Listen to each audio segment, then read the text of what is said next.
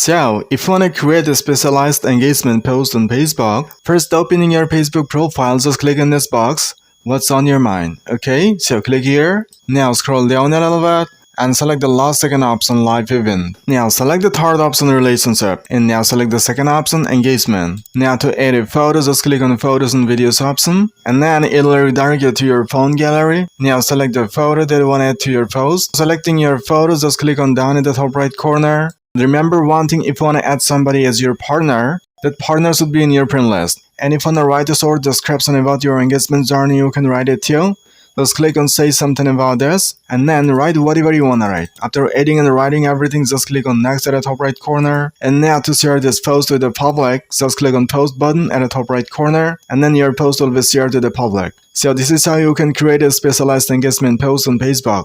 If you found the video a little bit helpful, then hit a like, and if you want to watch more of this kind of helpful and informative videos, then do subscribe to the channel right now. See you soon in the next video with another helpful content like this. Till then, thank you, bye bye.